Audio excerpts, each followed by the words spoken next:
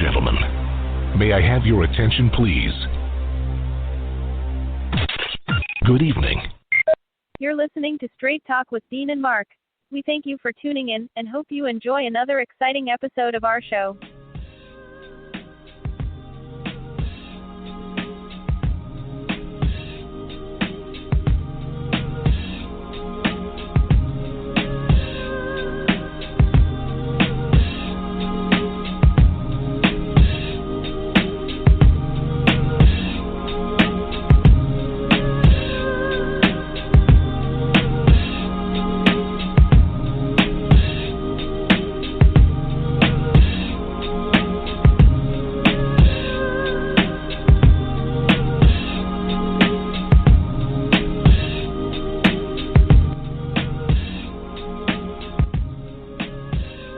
Ladies and gentlemen, welcome to another episode of Straight Talk with Dean and Mark. Welcome to December. Well, yeah, something like that. It's December 7th, 32 degrees here in the great state of New Jersey. Once it drops one more time, we're below the freezing point. So make sure that y'all bundle up, man, because it's getting a little cold outside, and you don't want to get caught out there and end up freezing. One thing I wanted to do first and foremost before we really start is send condolences to the family of Natalie DeSalle Reed. You may remember her from the movie Baps, a couple of the Dia movies. Lost her battle with colon cancer today at the age of 53 years old. And we just wanted to send condolences from the Straight Talk with Dean and Mark family out to the Reed family. It's got to be hard, especially during this time right before Christmas and the holidays and all of that good stuff. Speaking of that, make sure that, we continue to exercise precautions because we're coming up on round 2 of this pandemic, man, and it's really doing a number on people. 1 million cases so far, like right after Thanksgiving, and it just spiked right back up. They're saying if we don't do something or go back to what we were doing, maybe we got to shut down again. And it just has to be. I know a lot of people don't really want to shut down, but according to Dr. Anthony Fauci, he says healthy Americans won't get the vaccine until April of 21. He says healthy Americans should not expect to receive a coronavirus vaccine until April, and that healthcare workers, the elderly, and people with chronic health conditions would be prioritized. A healthy, non-elderly person with no recognizable underlying conditions will likely start in the end of March, early April. Once you get into April, probably full blast with those individuals, Fauci said during a CNN town hall meeting on Friday. He said what we would really like to see is once you get into open season, in the sense of anybody can get it, that we really have a full court press on getting people vaccinated. The quicker you get the overwhelming majority of the country vaccinated, the quicker you're going to have that umbrella of herd immunity that will be so, so important to bringing the level of the virus way, way down. He said vaccines from Pfizer and Moderna were just about ready to go, and some clinics have already begun receiving materials. He said he expected healthcare workers and the most at-risk could begin receiving injections this month after the Food and Drug Administration's grant an emergency use authorization. Now, Fauci has served as director of the National Institute of Allergy and Infectious Diseases since 1984. So if you put it in context, since Ronald Reagan was the president, and they do have a special on Showtime now, The Reagans, if you haven't checked it out. Check it out. There's some interesting stuff in there, and it's almost like what we're seeing now is a replay of what we were seeing then. But Dr. Fauci has served 6 U.S. presidents, soon to be 7 when President Biden takes office. And, he will stay on. Like I said, he will stay on after Joe Biden is sworn in. He will serve as the administration's chief medical advisor. So we might want to start paying attention to what he says. And before I bring my right-hand man in, I just wanted to say the Trump administration declined an offer from Pfizer in the late summer for additional COVID-19 vaccine doses. They had the option from Pfizer to buy more doses. They were like, nah, we're going to wait and see what the FDA says. So now other countries jumped on. They brought up all the vaccine with options to get more. So now what it's looking like is if you don't get vaccinated in this first round, you might have to wait until June of 21.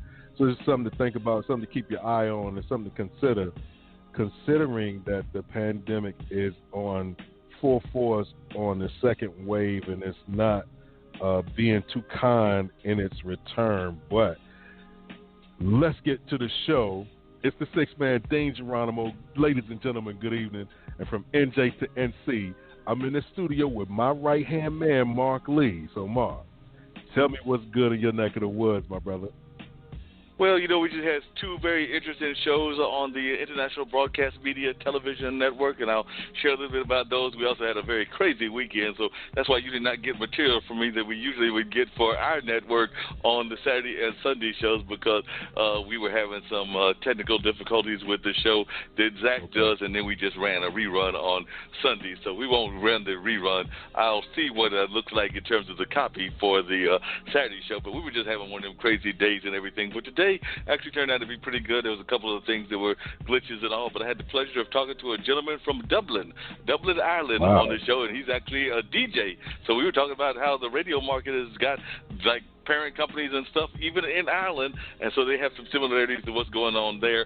But yeah, JJ was his name, and he's involved in two commercial radio stations there in Dublin, Ireland. So we got to get my my knowledge of Dublin out of the way. So I learned that they are into hurling, and they do know what curling is, but there's another sport that apparently is more Gaelic or Irish oriented that is called hurling. So I got to learn about hurling, got to learn about some foods, got to learn that they do like Guinness over there, because I know sometimes I think it's Australia that thinks that Foster is more like Budweiser and everything, but they do like their Guinness even in Ireland. So apparently they like their national beer that we like, because sometimes you'll go to those countries and you'll mention a beer that we think is one of their top beers, and they'll look at you like that's water as far as we're concerned and everything. Because I know I had that conversation with a friend of mine about Foster's, and I thought Foster's was all that. And he's like, nah, you come to Australia, we got some stuff for you that is much better than some Foster's. So they got some national beers that they thought were much better. But see, like I said, they do like their Guinness there in Ireland, and they do like their sports, and he shared it, how they're doing with the pandemic. So we had a conversation of about 45 minutes to 50 minutes that he was there, and then I chilled and played some music and did some other things, and then Kim jumped into the conversation along with Steve Rao, and then later on in the evening on the second show, I had my good buddy Ronnie Warner come in and break down some serious film knowledge, because like I said, he's a filmmaker, so he talked for about 40 minutes or so with some filmmakers that I know that do a show called Talking Upstream that's on the platform, and then he was just breaking out some knowledge, including how he got the movie This Christmas made, about doing a concert in the streets where he did the Martin show out in the 90s and everything, and just how he's involved in the industry and some of the things that he's doing, and as he's wheeling and dealing and making deals. So he got to share a lot of the knowledge of the film industry with our listening audience. He did have to bounce off because he was doing a Zach. He was doing a funk music from the front seat, only we were doing film 101 from the front seat, because he was literally driving and, with his family. It wasn't after a wheeling and dealing moment, because he was driving with his family heading on back home, I believe it was, and everything. So like I said, but he did pop in. We did have a 50-minute conversation. I tried to get him back on in the not too distant future. And then right after that, D.R. Barrows, who is originally from India, but who is a technologist and involved with a lot of stuff around disability, because he's got a son in the autism spectrum.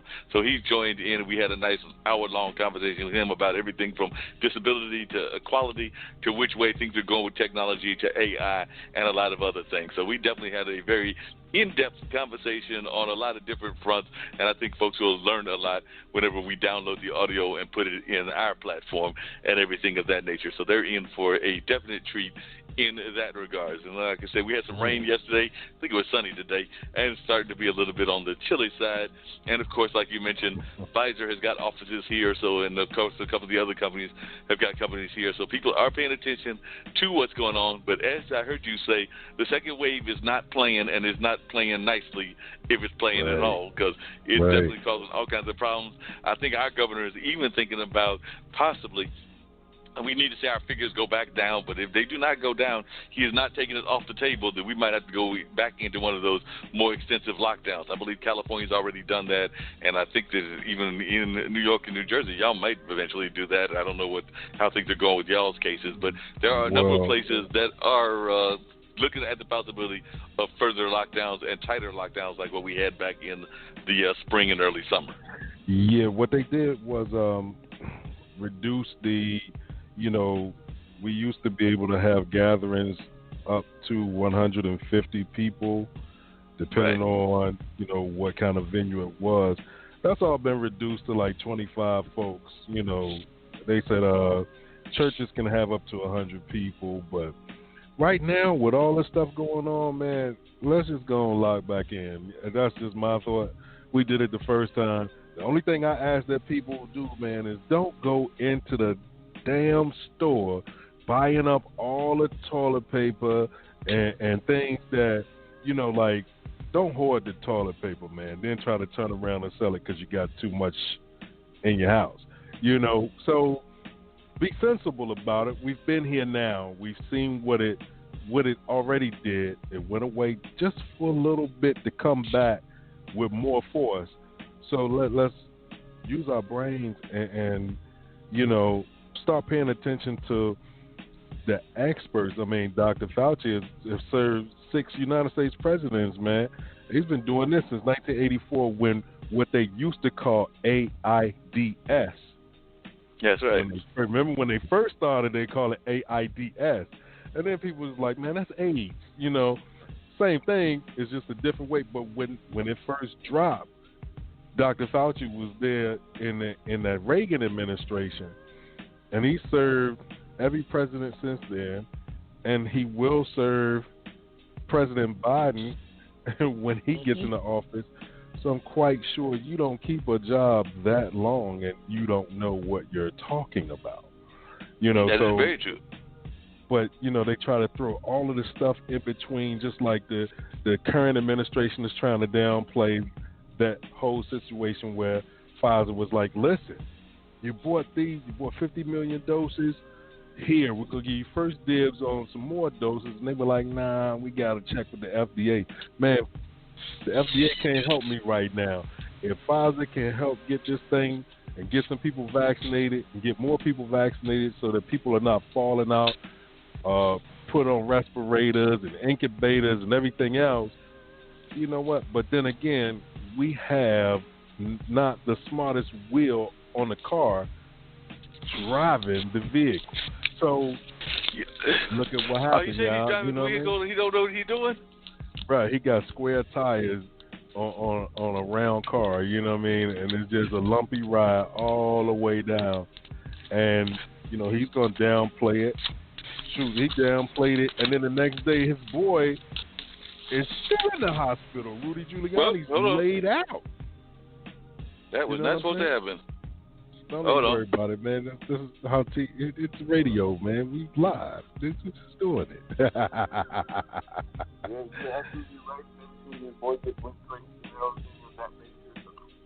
get it and everything. He just lost his mind.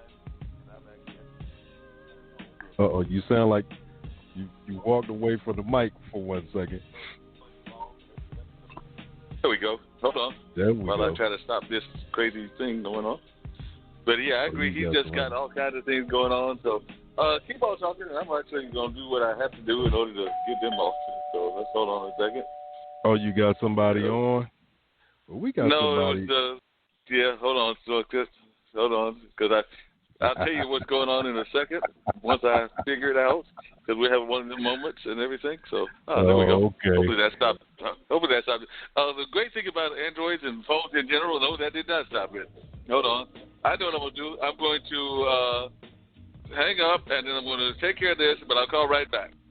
All right. So, We'll be right back. And then I'll explain it when I call. I'll explain it when I call back. I got you, bro. We'll be right back, All right. y'all. It's Straight Talk with Dane and Mark. We're going to let the music play for a second, and then we'll be right back.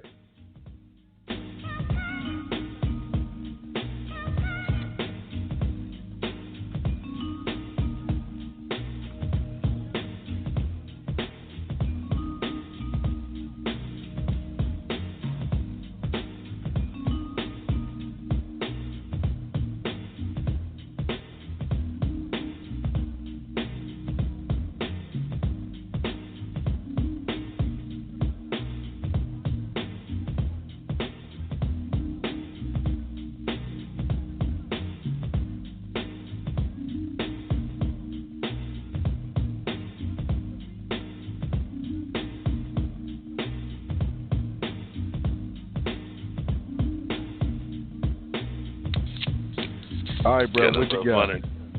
You got to love modern technology. I was using this new phone I got, this new Android I got, and everything of that nature. But while I was using the phone, one of them games, because, I had downloaded a couple of games. So, do you want to be a millionaire? And yes, I would love to be a millionaire, but I can't afford to be a millionaire. It decided it didn't want it to come on at the same time as I was trying to make the phone call. So, I guess it wanted me to play the game, and I was looking at it like, no, I'm busy right now. I cannot play the game right now. So, I think I played maybe 5 games of that earlier today.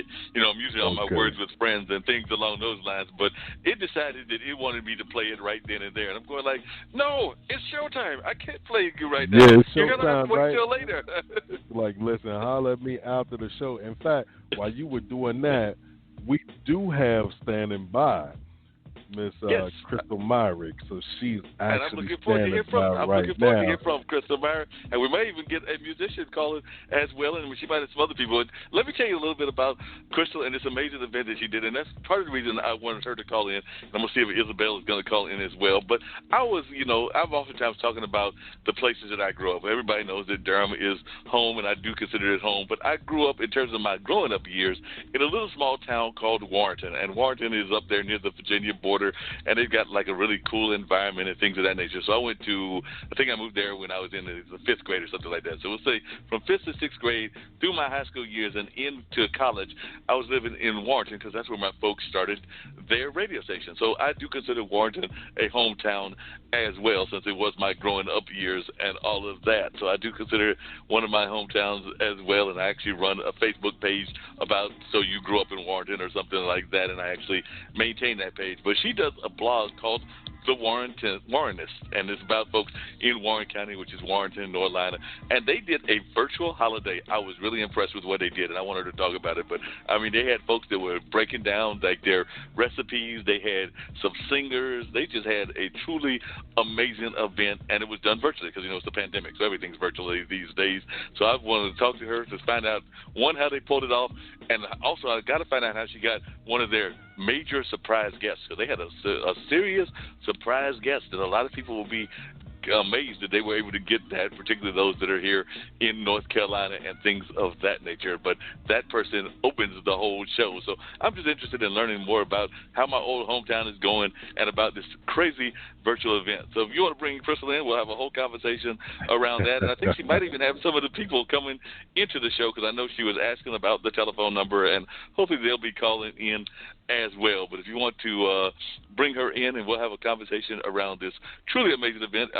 I just happened to stumble across it. I think a friend of mine sent me the link, and I think I watched pretty much at least the majority, if not all of it. But I definitely thoroughly enjoyed what I saw. So if you'll bring Crystal in, we'll have a conversation around what she's got going on. She's actually in the studio right now. Ms. Myrick, welcome to Straight Talk with Dane and Mark. You are now on the line. How's it going, fellas? Hey. All right. I'm doing good. How are you doing, Crystal? So, one, you're in Warrenton or Warren County. What got you there? Are you a Warren native? Because, like I said, I was a transplant there way back in the 70s, since I'm in my late 50s now, and I did enjoy spending a number of my growing up years there, and I have friends that are natives of that town, as well as some that are like me, were transplants, and some of us have moved away from there. But I was really impressed with what y'all were able to accomplish. So I'd love to learn more about this. And you're going to have to tell Dean, because maybe Dean will want to do a virtual event in New Jersey where he is. So if you can tell him how he can get the governor of New Jersey or the governor of New York for any virtual events they want to know, I'm sure he would love to know that, because y'all managed to get the governor of North Carolina to open this whole thing up. Right. What I did, first of all, thank you so much for having me on the show. I greatly appreciate it. And also thank you for tuning in last night. It was Pat Murray from the Durham Skywriter who tagged you Yes. on the show. Yeah. So, I'm born and raised right here in Warrenton.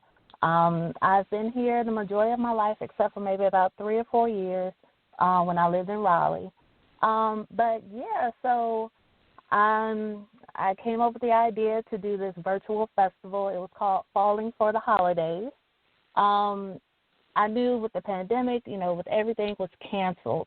So, and I always wanted to have an event. And I've always wanted to have a virtual event. This was like, pre-pandemic, because I saw how things were just going as far as like technology-wise and just being more budget-friendly, I could say. Just getting it all together, talking to people, saying, hey, what do you think if I did this? And what are your thoughts? And they're like, well, hey, nothing else is going on. So, and I just got the ball rolling, and I contacted people. Like I said, I reached out to Governor Roy Cooper's office just to see if, they would be interested in doing a holiday message. I was like, maybe about 30 seconds. I know he's incredibly busy. It'd be great if he could do it. If not, I totally understand. And they emailed me back the very next day. I said, okay, all right, we'll see what we can do. And then maybe about a week later, they sent me a video, and it was what you saw last night. Wow, definitely.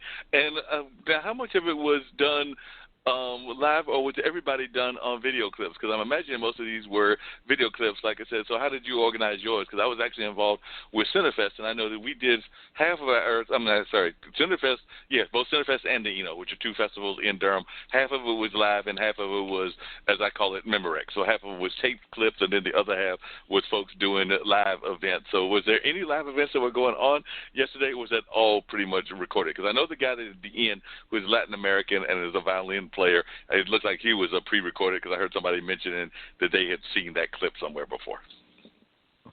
Oh, right.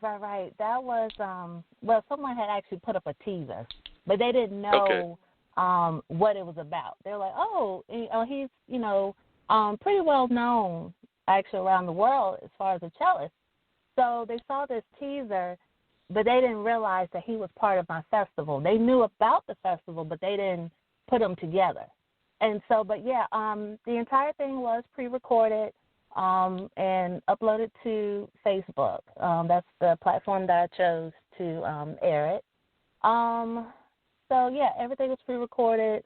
I didn't want to run into any issues as far as, like, if someone's Wi-Fi wasn't working or anything like that.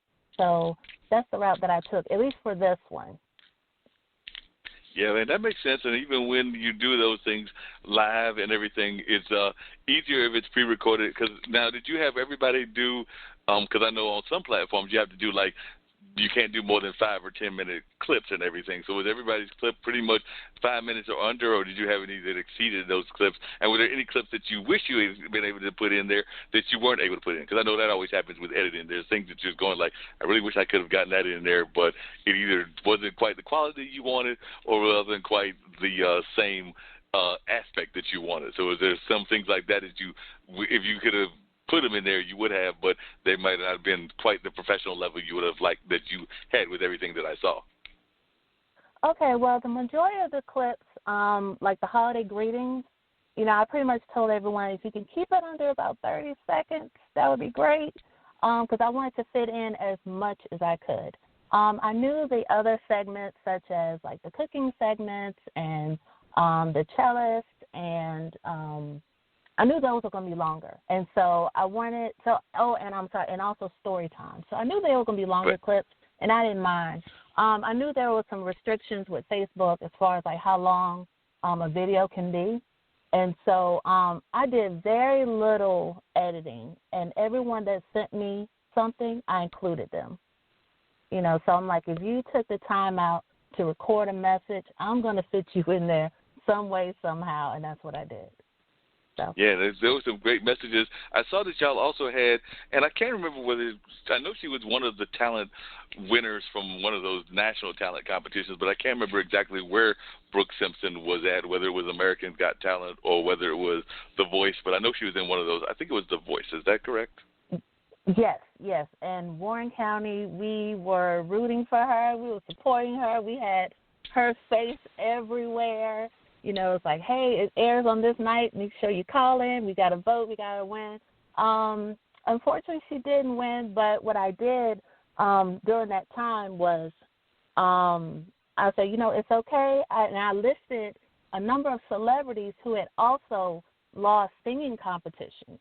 You know, it was like I'm trying to think off the top of my head, like Britney Spears and Jennifer Hudson and Beyonce, you know, these people who lost singing competitions, but look at where they are. So my post, this was, you know, from a couple of years ago, I said, hey, girl, don't worry about it. I said, you know, as long as you keep the right people around you, you'll be good to go, you know.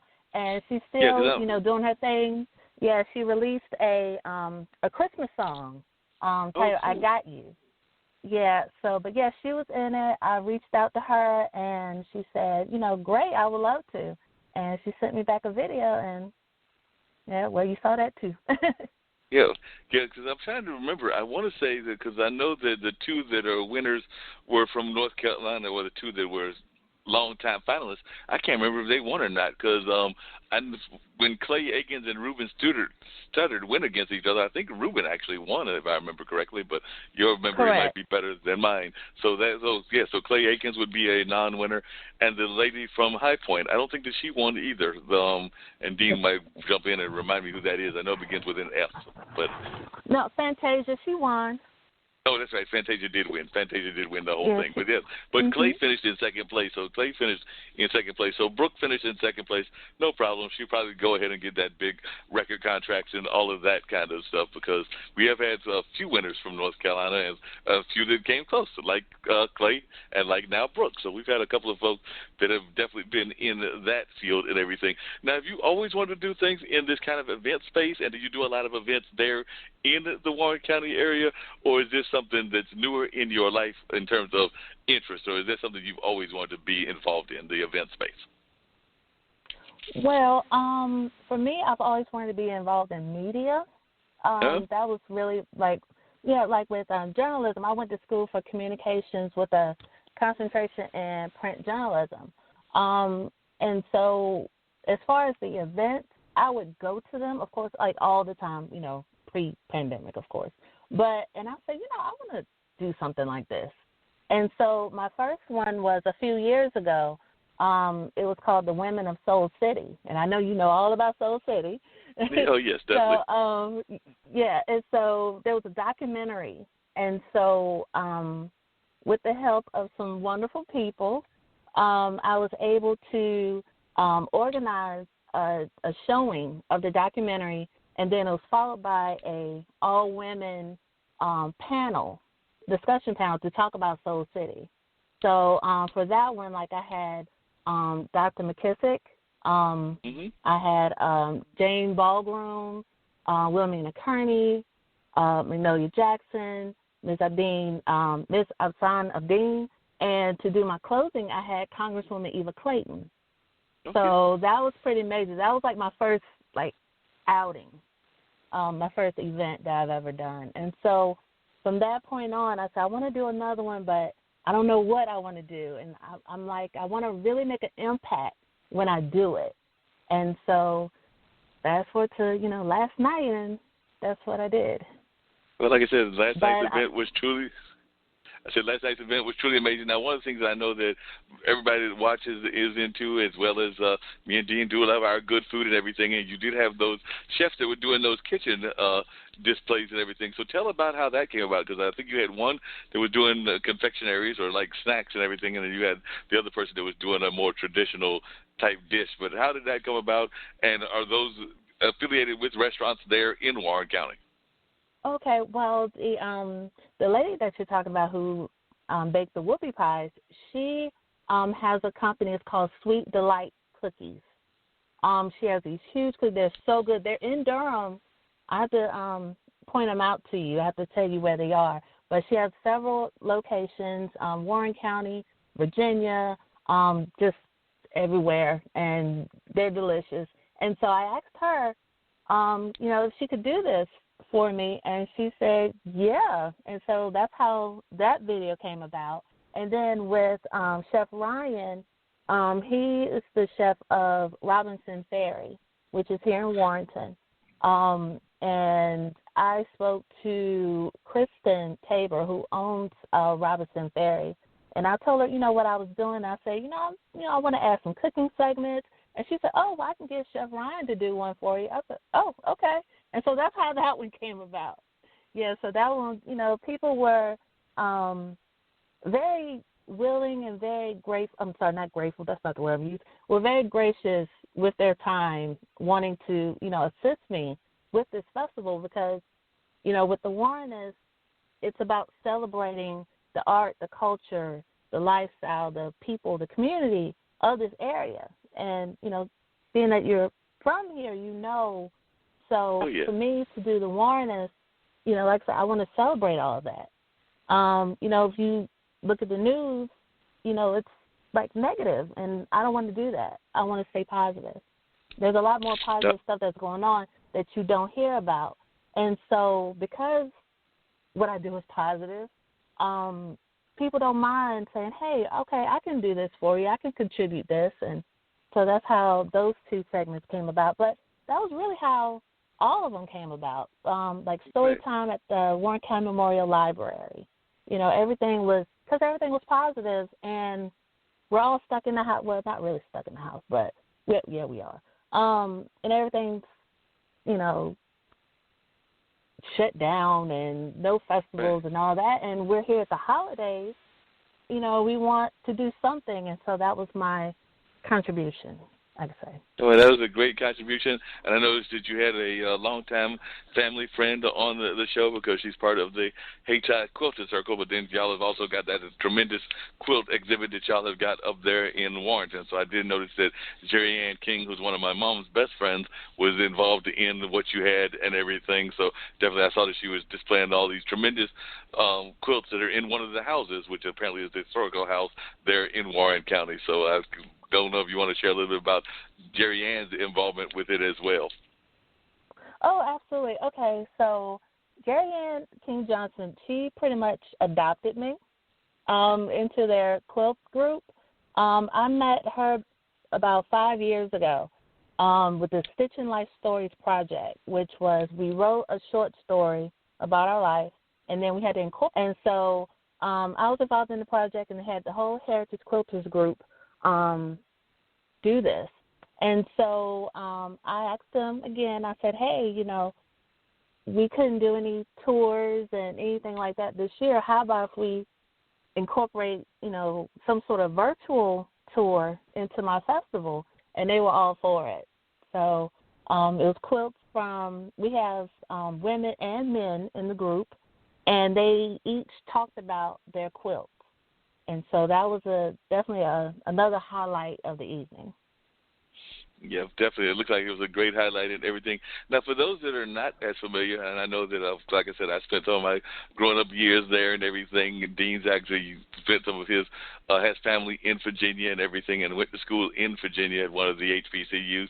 But for those that are not familiar with Warrenton and only know it because of, like you said, some people might know Soul City, definitely the movie.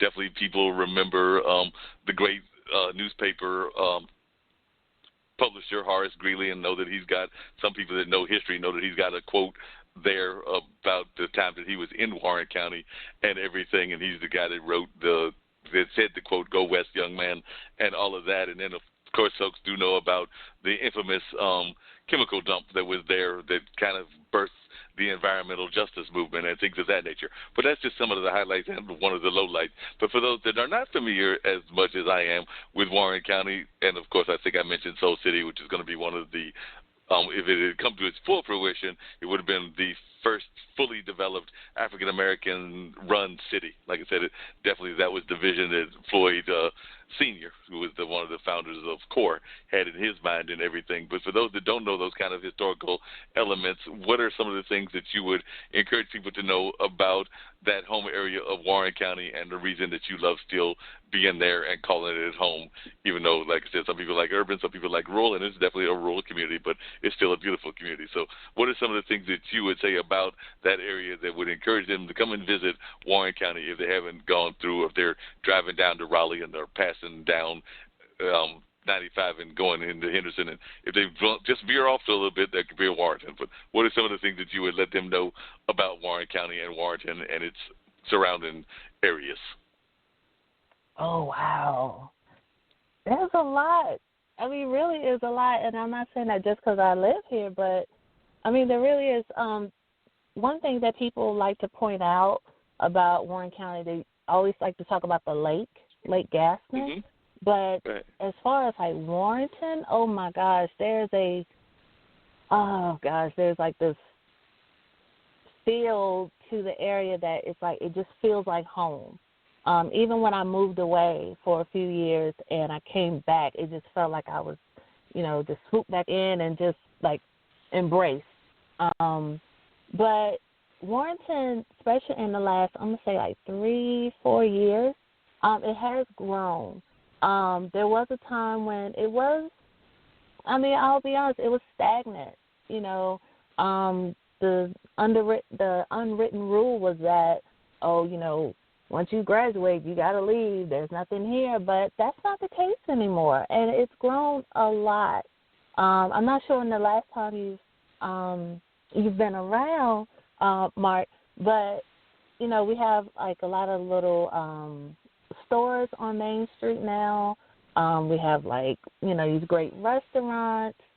We have a park. I'm not sure if you're familiar with Dr. Julian Haywood.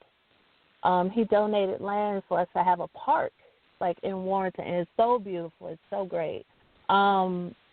We have not one but 2 vineyards in Warren County now. One is Kim's Vineyard, and we have Seven Springs. Gosh, I wouldn't even know where to start. We really do have a lot going on now. I'm really, people who are away, but now they've, come back, or they go and look at my page, the Warrenist, they're like, that's going on in Warrenton? That's going on in Warren County? That wasn't going on when I was there. And I'm like, yeah, a lot has changed. So, but the area is definitely moving forward as far as a lot of things that are going on, a lot of places that are opening, and a lot of new development. So, but yeah, it sounds like a lot of great developments. It sounds like a lot of great developments, and I know that I saw that there was some restaurants and things along that line as well that were not there when I was there. And like I said, my mom lives in Rocky Mount, which is Nash County, and I do still have relatives in Hollister, which is down the road. So I've been through Warrenton recently, but I haven't been in Warrenton in a number of years. I do need to get back and visit. I know Mom actually went to that house where the quilt is at because Jerry Ann had told her that she would love her to see it, and I think she did that a couple of weeks ago. So she was really impressed with that house and the way that y'all have made that into a historical exhibit space and everything of that nature. But definitely it's been a minute, so I do need to get back there. And I know my friends who were doing the Road to the Apollo were trying to figure out places to bring that show, and Warrenton was on the list of possible locations. I think the closest we came was Henderson, and we did have some contestants from Warrenton, but unfortunately we did not have a venue in Warrenton that we were using, so we went up to that new venue in Henderson to do the show there. And like you said, everything's on hold, so I don't even know whether we've talked about doing a virtual event, but we haven't quite figured out the logistics, as well as the founder of that event is kind of in the middle of some family changes, so we have to figure out what's going on with that and till we make our next changes and make our next decisions. But I know something will probably happen in 2021, 2022 at the latest. So definitely I knew that there was a lot of talent there, and I know that there's been a whole lot of talent, even sports-wise. That's the thing that I was surprised about. I don't remember, and I don't know all the athletes, but I don't know if I saw any sports figures that were on the video, and I know that there have been some sports figures that have graduated in the past that used to be from Warren County High. So did you reach out to any of them, or did I just miss them? Oh, I did reach out to some. Some weren't able to do it at the time. But I do have something else that I'm working on. So I'm pretty sure that some will pop up in the next one. I'm not going to say too much now.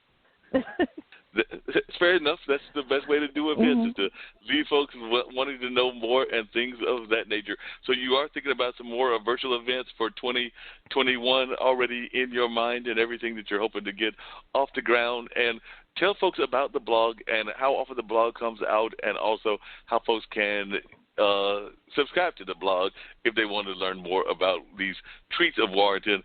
And then my next question after you do that is, I want to know some of your favorite restaurants to go to, because I did see that there were several great restaurants there, and you mentioned a couple, but I didn't know if you had some personal favorites that folks should be trying to stop by and grab their bites from. So there's a two-part question. One is about the blog and how folks can learn about the blog, and then your favorite restaurants. Okay. Well, it's the Warrenist.com. It's TheWarrenist.com. They can go and subscribe to my newsletter. And then on Facebook and Instagram, they're both at The Warrenist. And as far as like favorite places to eat, I love to eat, period. So I love On Main. That one is right on Main Street. I love, there's a place, it's relatively new. It opened actually this year during the pandemic, called Chili Chicken. They're really good. They have great ice cream and sandwiches. It's really good. Oh, gosh, there's a lot. Drip Coffee, that's on Main Street. Robinson Ferry is on Main Street. Lake Gaston Pizza.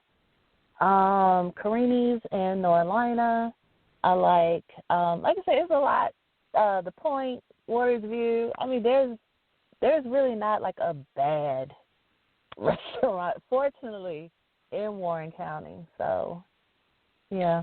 And it sounds like y'all have got plenty of them, because I know when I was there wasn't that many. There was a place that was very well known for its burgers and for their shakes, and that was like you were going to the heading to the Arcola and the Armory, and I don't know if that place is still existing, but it was very popular for decades and several decades, but it was very popular, and everybody knew that you were going to go there to get your shakes and your burgers.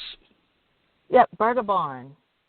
That's it. You from the Burger Barn? Like, yes, Burger Barn, they're still open, if that's what you're referring to. They're still open. They're still thriving. Yes, you still have people like, well, you can't crowd out in front of it anymore, but, you know, people are still showing up, getting the great burgers, getting the shakes, getting, you know, and they have a few extra items on the menu. You definitely got to try them out the next time you're in the area. I would definitely have to do that for sure.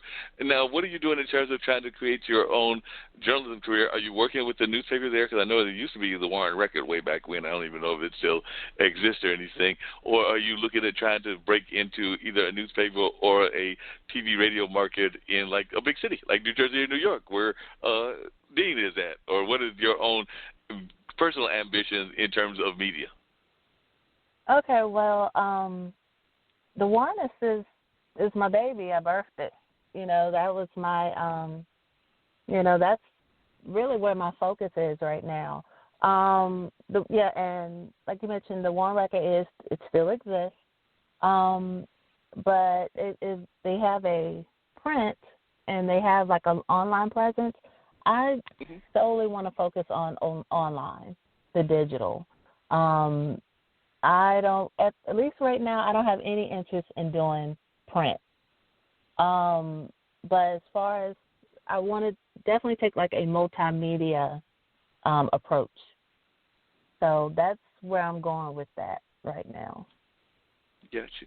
And how did you connect with Pat Murray? Like I said, I've known Pat Murray for a while, and she's got her own magazine, The Skywriter, and is originally from Chicago, and then she's got her online version. But how did you make the connection to Pat, and how have y'all had that bond and everything? Because it seems like y'all have this media bond and everything, being ladies in the media. But I was just wondering how y'all connected and where that connection came from. Well, I first became familiar with Durham Skywriter. I was just looking for, let's see, I went to Google and I typed in, I think, like online media, like NC, local media, something like that. Local media, NC media, online, something. It was some keywords like that. And I came across Durham Skywriter, and I said, oh, okay, this is neat. I like this. This is, something similar to what I envisioned for the Warrenist. And so then, but I never reached out to her because I didn't know exactly how to approach her. And she actually was at an event at the Warren County Memorial Library with Howard Burchett. He was doing a presentation on Marvin Gaye, I believe. I think it was Marvin Gaye. And so I just introduced myself, and I said, hi, I'm familiar with you because I recognize her face. And, he introduced her. He was like, hey, she runs the Durham Skywriter. I said, yeah, that's her. And so I just went up to her and said, hi, I'm familiar with your work. And she gave me her information, and we've been chatting ever since, sharing ideas and, learning about this whole online media business. Yeah, this is definitely a new and interesting business. Like I said, me and Dean have got this platform that we're using on radio, but I'm also part of something called the International Broadcast Media, where they are literally creating a TV network and have got, I think, over 60 shows right now in like 122 countries. But they're using the internet to create like basically what amounts to an internet television network. And they're one of about 4 or 5 that I've heard that are doing this. And then there are some folks that are using it as platforms for their individual interests. Like there's my friend Mona Shakes that's out of California, and she's a Pakistani comedian, but she does a daily conversation about that and everything. So definitely we are seeing a number of people that are doing these things on a regular basis. So definitely I agree that online media is the wave of the future, and a lot of folks are starting to pay more attention to online media and all of that. And I think we heard a doorbell ringing. So, Dean, do we have somebody else at the door? Dean? Remember, I have to unmute my microphone, and it's about 6 steps you have to do from where I am. But, yes, we have Isobel Bartz standing by. I would love to bring Isobel in. I think Isobel will enjoy this conversation. So don't go anywhere, Crystal, because I think Isobel will also enjoy this conversation as well, because Isobel did something really amazing, and who knows, maybe she'll even bring out into song for us. But we're going to find out. So bring Isobel into the conversation as well. Okay, Ms. Bartz, welcome to Straight Talk with Dean and Mark. You're now on the line. Well, hello there. Hello. How are you doing, Isobel? This is Mark, and that's Dean over there. We're actually on the line with Crystal, who has got just did an amazing virtual event, and I know that you just released an amazing Christmas album, but she did an event around the holidays and everything, and she's in Warren County, North Carolina, and she's got a thing called the Warrenist, and she did a virtual holiday celebration. And Isobel, my friend Eric Barstow, so a lot of my friends are telling me about all of you amazing people, but Eric Barstow was involved in some of the taping of your Christmas album, because you just put out a Christmas album, and I was truly impressed with the fact that you were doing this during a pandemic. So if you'll share with me, Dean, and now Crystal, about this amazing album that you have put together, and a little bit about your music career, because I know that you are based in Raleigh, if I remember correctly, and I would love to hear about how this whole thing came about and about your musical background, because I think that you may even know the cellist that Crystal had, because apparently he's world famous, and apparently he's done things in Raleigh as well. So what was the name of that cellist again, Crystal, the cellist that was involved in the production? And then I want to hear Isobel's story as to her Christmas album. But Crystal, if you could tell the name of that cellist again, because apparently he lives in Warrenton, but he plays all over. No, actually he doesn't live in Warrenton. He's out in Durham now, but his name is Carlos Banderas. He used to teach at Warren County High School. Yes. Okay. Mm-hmm. Wonderful. So you are, yes, I haven't. So you are familiar? I haven't worked with him. I worked with another cellist Virginia Hudson, who has since left the area, but I know him. Cool. Wonderful. So tell a little bit about your background and how you got involved in the music, and also a little bit more about this particular CD that you put out that is so Christmas-oriented. Because like I said, as I was telling Crystal earlier, all of us are trying to find ways to pivot because we can't have the concerts that we used to have, and it sounds like this was your form of a pivot because you can't necessarily do the Christmas albums, or you have to do them virtually. Like I know I was talking to Ira Davis Woods recently, and usually folks would be rushing to go to see him do the Christmas Carol, but the Christmas Carol this year is also virtual.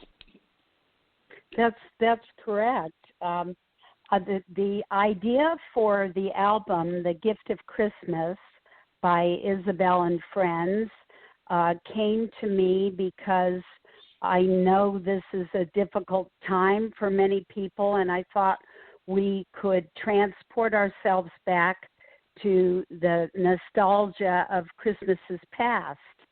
And I started to formulate a list of songs that I would like to do, and started with some of the traditional carols, A Welsh Air, All Through the Night, and then we went into Peace on Earth and Little Drummer Boy, which is a song performed by David Bowie, actually, and Bing Crosby many years ago. And then I've put in Coventry Carol and Stille Nacht. I've got some carols that are in different languages, German and English, for Silent Night, and Bring a Torch, Jeanette Isabella, is in French and English as well. Gotcha. And also tell our listeners, because we do have listeners from all over the world, a little bit about your musical background and how you got involved in music in general. So I'm sure that our folks would love to know about your background and also how long you've been performing and some of the folks that you performed with. So if you would share a little bit about your own musical background, I'm sure folks would love to hear about that. Okay. Well, I started singing when I was very young. I was 3 years old, and I was singing, and my mother thought I was screaming. And her friend said to her, "No, Pat, she's actually singing." And I was a third culture kid. I was growing up in South Korea and was actually born in Japan. So my experience with music was very much one of the popular songs that were heard in these countries as a little girl. I had no background in classical music other than hearing the London Symphony Orchestra and other sorts of composers and students that would come to the countries that my father was stationed in. He was there with the United States Embassy, and the exposure that I had to the classical world came by concerts and such. So I was singing in choirs and in a band, and I decided that I wanted to be a voice major in college. And I auditioned at the University of Maryland, and they accepted me into the program, saying that I had a nice enough voice, but I was going to have to work very hard because of the lack of background in music theory, music history, vocal diction, music appreciation, all of that, and not to mention all the foreign languages. So I did my program at the University of Maryland. Then I went on for a master's degree in vocal performance and a doctorate at the University of North Carolina at Greensboro. And I taught for many years. I taught at St. Augustine's College, now university, and at UNC Chapel Hill. And my focus was my students and their recitals and their performances. And the idea for putting out my own record was that we're in this pandemic. I can't perform live. I can't be in front of a classroom teaching. So I'm doing everything virtually. And I wanted to keep live performances as just that, alive. I wanted to keep particularly classical music alive. So I have offered custom-made songs on my website, where if somebody wants to order, say, a performance of an aria or a performance of an art song or these Christmas or folk songs, I will prepare it for them. And I have a website, isabelandfriends.com, and also I'm on YouTube, thanks to the wonderful work Arsto. We did a film of All Through the Night, and I have just put a track on here by accident for you to listen to. I do that in the background. Definitely. Sounds great.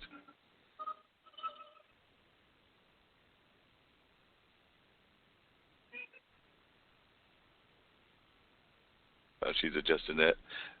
Well, anyway, that happened by accident. No problem. And like I said, I was giving a little bit of that in the background and everything, but that's no problem at all.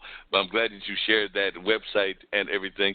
Now, Crystal, since you're on and everything, what are some of your, and this is actually for both of you, but what are some of your favorite Christmas songs that you are a big-time fan of? Because like I said, a lot of folks are not able to go involved in celebrating Christmas, and that even means that a lot of folks are not going to be doing the caroling and things of that nature. So I was just wondering some of your favorite songs to either sing or carol, or even think that you have a good singing voice or not, Crystal, and then I want to hear the same thing from Isabel. But I'll start with you, Crystal. So what are some of your favorite songs to listen to or to sing if you want to go out and sing them as a carol or whatever?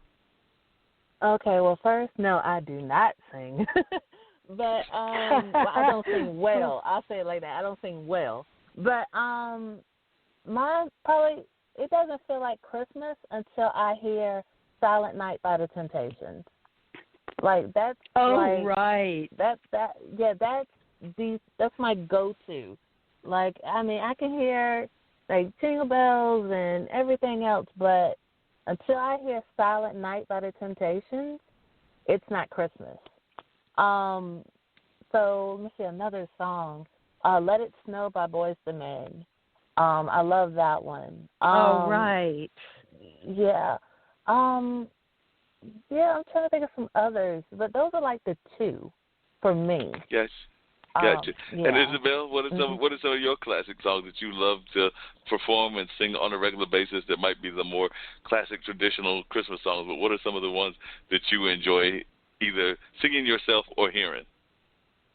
Well, I like this one, Peace on Earth, as a duet with Little Drummer Boy, and Coventry Carol, and this All Through the Night, which I put on the album. There's so much in the way of choir music that you can just get together and sing. And Crystal, don't worry about your singing voice. That the whole point is the joy of singing. Yeah, well, a lot of sense. It's not bringing joy to anyone if they hear me sing, so I just Well, it might bring a smile anyway. Yeah. I hear you. I love the pentatonics. The pentatonics have done some great Christmas music, and Josh Groban and Michael Bublé. You know, Have Yourself a Merry Little Christmas and the Christmas song. Yeah, those are some classic Christmas songs and everything. I know before you came on, Isabel, Crystal was sharing about her virtual event, and it did feature a famous confectionery that's up there in Warren County, as well as they were talking about like this sweet dish that they had put together, as well as this gentleman that is a chef, and he was putting one of his food dishes out there. So do you have any favorite Christmas dishes that you're always involved in around Christmas, Isabel? And I'm going to ask the same question to Crystal, because like I said, we were talking about what was on the tape, but I want to know whether she has any personal ones as well. But I'm going to come to you first, Isabel. Are there any favorite dishes that you always have to have in order for you to even think there's that Christmas spirit, much in the way that Crystal was talking about those particular songs? Well, I love these cookies. They're called snickerdoodles, and they're a cinnamon-coated sugar cookie. I like the Yule log. I literally made a church choir member make a Yule log for me in exchange for my singing for the Sunday school concert. And she is a professional quality baker, and I don't know if you're familiar with it, but it's a roll cake that's has a chocolate filling and then chocolate shavings on top, and it's a French concoction, and it's just fantastic. I also am one of those people who likes fruit cake. Some people think there's only one fruit cake in the world, and it's being passed among all of us, but I do happen to like fruit cake. And what about any regular kind of dishes that aren't in the sweet field or anything of that nature? Yes, I've named all the sweets. I like to have turkey on Christmas Day, and I love the like a breakfast casserole, an egg casserole. Wow.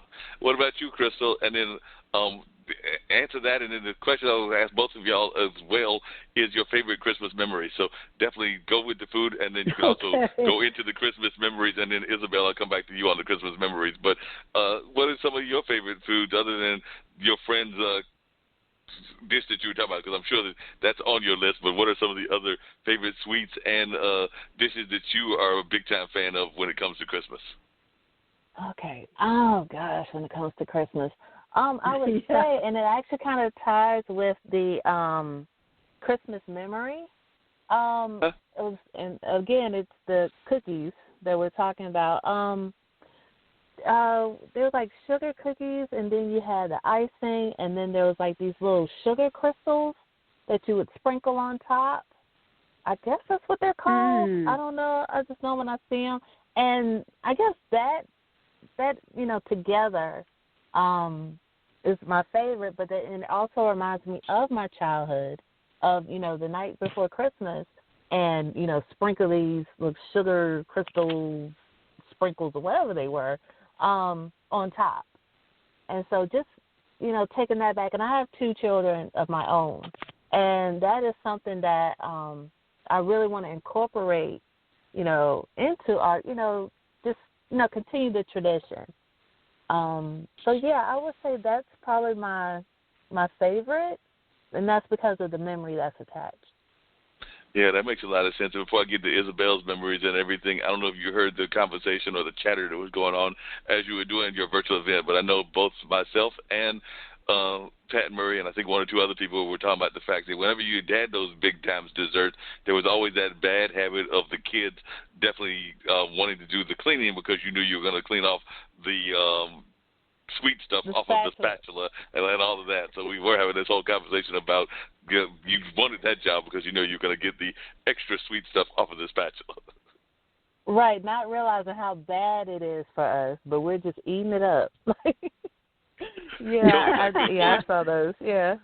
It totally was not good for us, but then again, you know, those whole kind of like snow cream was using the elements of snow and whatever was out there in the sand and the earth, so that probably wasn't good for us either. So there's probably a couple of things that we did in winter that weren't good for us, because I know that I was definitely a fan of trying to create snow ice cream, and that was definitely involving whatever fell out of the sky and everything else. So there probably was all kinds of bad elements in those things that we were digesting. But when you're a kid, your digestion is probably a lot better than it is as an adult. But Isobel, what are some of your pleasant Christmas memories? Well, there are many. One was taking my sister and her children to Disney World, and instead of doing presents, we had Christmas at Disney World, and taking a 5 and a 6-year-old to Disney is magical. Not to be cliched, but that was my favorite Christmas. Yeah, I can definitely see where that would be interesting. Yeah. I can see that would definitely be fun and everything. I do remember going to Disney World. It was actually, just to date myself again, it was, I don't think it was around Christmas, but it was around the time that Elvis passed away, and I was actually with my grandma. So me and my younger brother were with grandma. We went to Disney World, and I remember when we came back, we saw that the announcement had been made about Elvis having passed. So that was probably in the 70s or something like that. And I just remember that announcement coming across the screen, and we had been at Disney the whole time, hanging out with Mickey Mouse. So I do know that it switched everybody's focus and everything as we were watching the news, and of course the internet wasn't as big, so it was all on the regular TV and all of that. So I definitely remember that incident when my grandma Molly was living, because we had just been down to Florida, to the Disney that you're talking about and everything, because Disney World is down there and Disneyland is in California, right? So I hope we get those mixed up, all these different Disney properties that are out there. But yeah, definitely can relate to that. Definitely can relate to that thought and everything, because I remember when my grandma was living that happened and we were visiting. Because I remember one of the things about that was that, and I'm not saying I'm the bravest person even now, but I was definitely not. I've had a little bit probably more braveness then, and my brother's got plenty of braveness, but Grandma was not getting any of those rides, particularly when she saw a ride that was literally going up to the top and then like stopping. And then they would let you finish it. So she saw that, and I think my brother was trying to talk her into going, and she's looking at us like, nope, not happening. Y'all have fun up there. Yeah. I'll see y'all when y'all come back down, but not happening. I'm not going on that trip. So she was alive long enough to have some sense. Yeah. Definitely had that sense and everything. What are you going to talk about? You said that you had gone to and taught at UNCG and Central, and like I said earlier, that definitely we're seeing more virtual events, kind of like what Crystal did and everything, and we're even seeing that in the music business and everything. But what is it about North Carolina? I asked earlier Crystal what it is about Warrenton. Said it is so attractive to her about that particular town. But I was wondering if you could talk about what is it about North Carolina, because we were talking about Brooke Simpson, who is from Warren County, but definitely is there. And we have some rich musical schools. You mentioned a couple of them. Like I said, I know UNCG's got a great musical school. North Carolina Central's got a great musical school. I've actually got a acquaintance of mine whose daughter, Genevieve Palmer, was actually one of the violinists there at UNCG for a number of years, and now she's in some other bands. I think she goes by Sinclair Palmer now. But what are some of the things about North Carolina that make it so rich to you and so wonderful in terms of being supportive of our music community? Yes. Because I think we have some great music education here in North Carolina. I find the culture here, there's a tremendous art scene, excellent ballet company, and the North Carolina Symphony, the UNC School of the Arts. A lot of the graduates from there go directly to work for Disney. They go to Broadway. There's just a tremendous amount of talent, and I moved here from New York City and have been very pleased with the amount of live music and live entertainment here. Yeah, definitely. Have you been keeping in touch with any of your friends in New York City? Because I know that there was a very rich Broadway community there in New York, but unfortunately it's my understanding that they're going to be shut down possibly for the rest of 2021. I think the last I heard was September, but there's speculation it could be all through 2021 as we try to get this whole vaccine situation. But are you still in touch with your friends in the industry there, and what are they telling you about which way we're heading in terms of being able to get out and do live events? I have a friend who plays in the pit for Hamilton prior to the pandemic, and she literally doesn't think that Broadway is. They originally had wanted to come back in January, but as you said, they're now coming back in September, and she's doing something completely different to earn a living. So it's very, very hard. Yeah, I agree. It's very hard, and a lot of people are doing different things. Like what Crystal was doing is the virtual concerts. Have you done a lot of, Isabel, have you done a lot of virtual concerts and things along those lines, and how have you found those as a alternative to the live performance? Because I know that you musicians love live performances. I've emceed festivals, and I know I prefer the live versus emceeing the virtual ones. I mean, I will definitely MC a virtual one. Crystal, if you need another MC, I'm available. Yeah. Okay, no problem. Okay. You know that he's on standby, Crystal. Yes. Yeah. Absolutely. Okay. But seriously, Isabel, how have you enjoyed? I mean, have you done the virtual events, and how are they working for you in terms of like doing these kind of concerts, or do you find that you're not having as much success with them? I'd love to hear your take on it as a musician.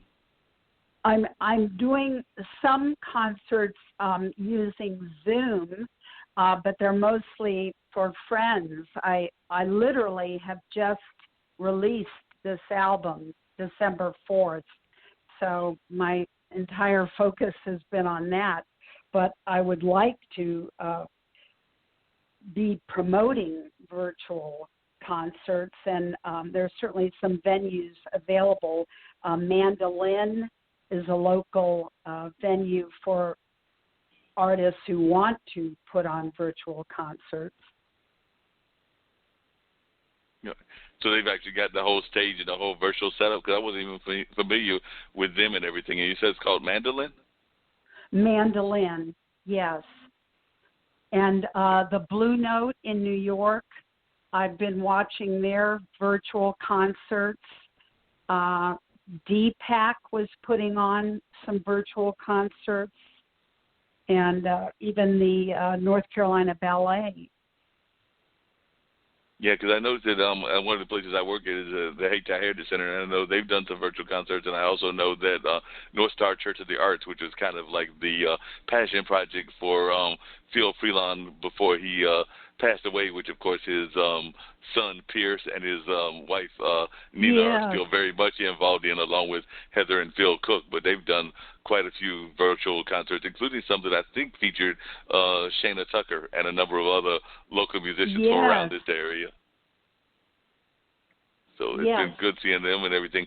How, as an artist, and this is actually for both of you, but do you feel that you're getting enough support from the community as well as from even the local government and the national government in terms of like having survivability things and things along that line? Because I do know that sometimes there's been conversations around whether artists are getting enough relief money and support and things of that nature. But as a practicing artist, and you, Crystal, as one that's doing the blog, do you feel that you're getting the kind of support that you would like, or do you still have to do the old tip jar method of getting the money and the support? So how are you feeling that you're the both the state and the local and the federal government is doing in terms of giving you the kind of support that you need. Because unfortunately, artists in restaurants are usually the ones that are hit the hardest. And I know even in the restaurant business, I've heard estimates that as many as 60% could go under if they're not given some sort of major stimulus or major infusion of cash. Did you want Crystal to respond first? Or? You go first, Isabel, and then I'll get Crystal's response. It's very difficult. There isn't a lot of support. You can get unemployment if you're working full time, but I've heard stories of people waiting, for over 4 months for the first unemployment check. So it's a very tough time, and people are putting on virtual concerts and using their savings, frankly. I don't know musicians who are really earning a living unless you're teaching full time, who are able to earn a living from the arts. So that's a shame. Crystal, what's your take on that? That was actually one of the things that surprised me even about your holiday gathering was on some of these things I've seen them incorporate, auctions and things of that nature, or do some sort of fundraising element. And I did not see that with what you did, Crystal. So that actually surprised me, or maybe I just happened to miss that element.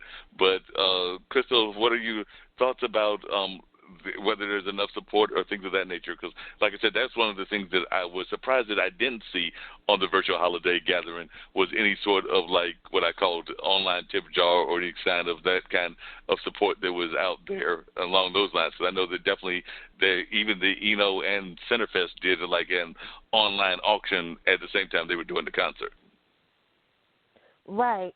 And, when I originally thought of this idea to do it, I said I wanted this to be a gift to the community because they had been supporting me. It wasn't in a financial means, but had been supporting me as far as like helping me get the word out. So they were backing me with word of mouth, with promotion in that way. And so what ended up happening actually with the festival is that people reached out to me privately to say, hi, is there any way I can support you? Can I donate? And so I was able to do that. I was like, even though that wasn't the initial plan, it happened because they would see what I did, prior to the event, and they knew the amount of work that went into it. And so they're like, well, let me help you with this. And, it was a financial donation. But also with this festival, we were talking about Carlos Bardelis earlier. That's his entertainment. His segment was sponsored by the Warren County Arts Council. So that was at least some sort of assistance with the festival. Gotcha. And I think you had some other sponsors. Go ahead, Isabel. The Durham Arts Council, of course, and the North Carolina Council for the Arts are doing what they can to fund the special events. The North Carolina Opera has just put on Opera in the Park, and they're receiving funding to put on those concerts. But I would say the independent artist is struggling. I'm being supported because my friends are and followers are buying my CDs. So yeah, definitely understand that's how they're contributing. Gotcha.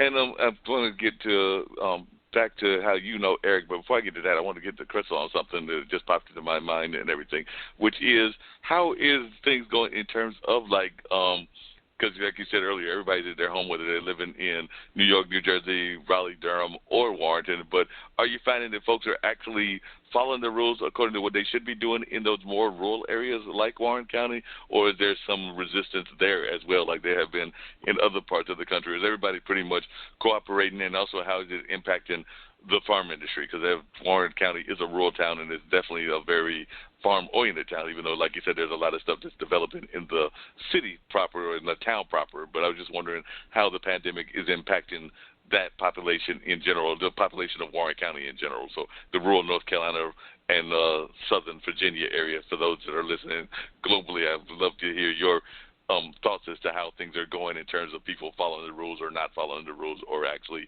doing what they should be doing, and whether cases have been spiking or not spiking, or what you've heard in my former hometown of Warren County. Okay. Well, for the most part, people are observing the 3 W's, at least the majority.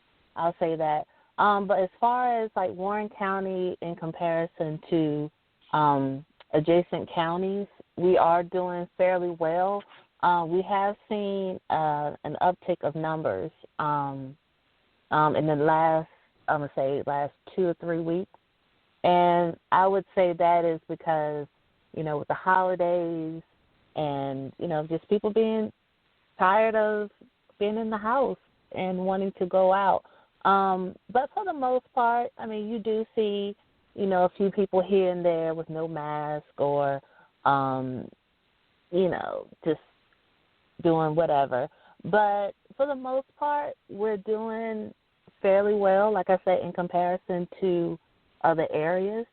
And as far as the farming industry goes, to my understanding, some have partnered with nonprofit organizations and local restaurants, and they're offering farm-to-table options. We have one particular farmer in mind, Brown Family Farms. He's gotten really creative with farming. He was offering these produce boxes, because I know I went and got 2 of them, and they were fantastic. Yes, they were fantastic. And so, just offering these tours and just being able to, like we say, pivot, with what's going on. So that's how they're handling. Of course, everyone has taken a hit. The farmers are taking a hit, but from what I've observed, several of them are, learning to adjust or find another means to make it work. That makes sense. And Isabel, speaking of pivoting, I'm going to pivot again. But Isabel, tell folks about how you connected with Eric, because like I said, I've known Eric as this truly amazing filmmaker and things of that nature. But like I said, when I saw him mentioning that you had this CD out, I was like, well, I need to reach out to Isabel and see if she's available to be on the show, because I've known Eric. He's always got some really, truly amazing things in the film world. But I was just wondering how you made that connection. And also, my other question for you is a little bit of, we talked earlier about the arts community, but I would love to know how you've adjusted from moving from New York to the Raleigh area, because like I said, you're still in the city, but it's much different than New York. I know that for a fact. So like I said, it's a 2-part question, but the first part is, Eric, how did you meet Eric, and how did that connection come? And then the second part would be, how did you make that adjustment from New York and the big city lights down to Raleigh and the smaller city lights? Okay. I met Eric through my colleague, Ellen Shepard, who was the film studies professor at St. Augustine's University. And he is a former student of hers. And I worked with him on another video, a tour guiding video for the city of Raleigh. And he did such a great job on that I wanted to use him also for the music video. And he's, as you know, very active at the film studies department at Duke, and he also runs a summer teen film workshop. And I want to give Eric a plug. I sent his music video Sound of LA, my publicist, expecting them to send it back to me and say, let's tweak this and make some changes here and there. And they just loved it. So they put it on YouTube the way he had done it without making any changes. So he's just a gem. He's a gem of a person. No doubt about that. And tell us a little bit about the move from New York to here and how you made that adjustment, because I know sometimes those adjustments can be cultural shocks. I actually was talking earlier on my streaming podcast to a friend of mine that some 20 years ago made the opposite adjustment. He moved from the town of, well, first he moved from Hillsborough to D.C., where he has family at, and that whole D.C., Northern Virginia area, and then he moved from there all the way out to California, where he's been for the last 20 years plus working in the Hollywood industry. So definitely I've seen folks make these pivots, and sometimes it can be interesting in how they react and make the pivot. So how did you make the pivot, and how did it work when you coming from the New York where all those opportunities are, well, they have been before the pandemic, to coming down here? I lived in New York City for 10 years, and I came down here because I wanted to go back to school.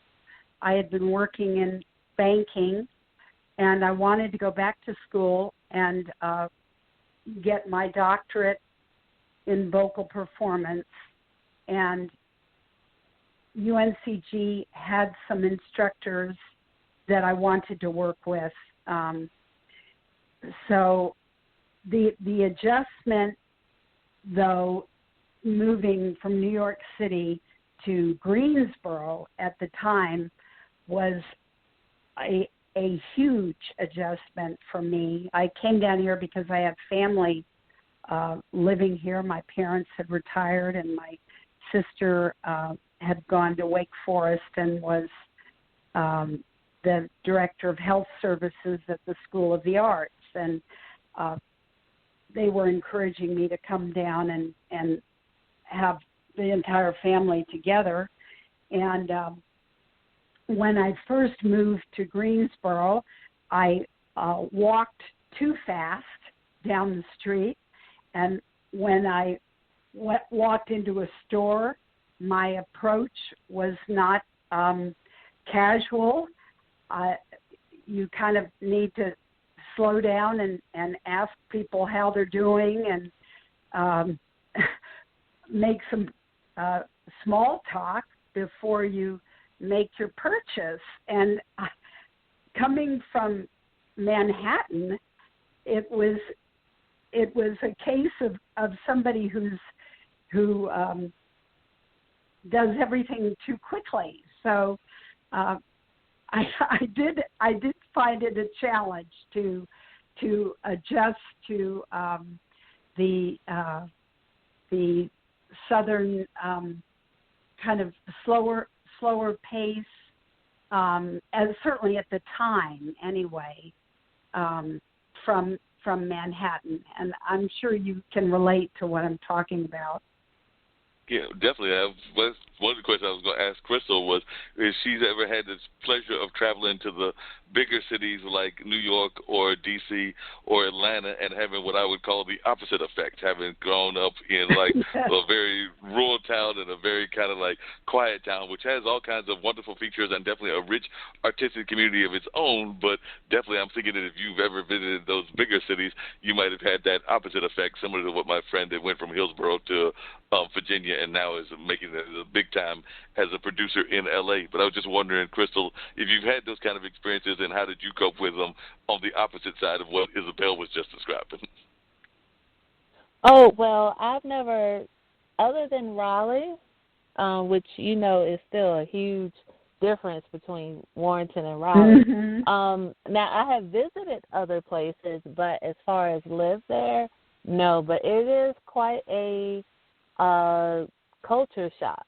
You know, it's like everyone is on the move, and I'm like, where's everyone going? And so with Warrenton, you know, it's a very homey feel. It's very laid back, relaxed. So yeah, it was definitely a difference in living. It was something that I had to learn quickly to keep up. But yeah. So have I ever thought about living other places? I have. Will I do it? Maybe one day. But I'm liking it in Warrenton for right now. That makes a lot of sense. And Isobel, how do you think that you said that moving to Raleigh would be an interesting experience. I can only imagine what it would be like if you moved to like one of these, what I call like rural towns or bedroom communities or things of that nature. So have you ever gone that far to the other side of like the very quiet kind of communities, and did that take you even further down the path of like it being totally different from Manhattan and everything? I have a story to tell you. I was house sitting in Pilot Mountain. And okay. Pilot Mountain is the exact opposite of New York City. And I moved via Pilot Mountain to Greensboro because I was house sitting for my sister. And she has chickens and llamas and goats and alpacas. And at the time she had Angora rabbits. And from this high-rise living, I was living on the 27th floor near the Lincoln Center, to Pilot Mountain. And the tune that kept going through my head was Green Acres. I don't know if you remember that old TV I remember show. Green Acres, yes. You know, and it was so quiet that it was alarming for me. I was used to hearing the city noises, sirens and people talking, and at night you would hear absolutely nothing. And I found myself up for a couple of nights at least because of the total shocking silence. Now I adore it. It's so beautiful and pastoral and comforting. But at the time, I was a big city girl, and I thought I'd move to the outer limits. Thought you moved to the outer limits like the old space show and everything. Definitely, I can relate to folks having that kind of attitude and everything. So definitely that would be a different kind of environment for folks to be involved in and all of that.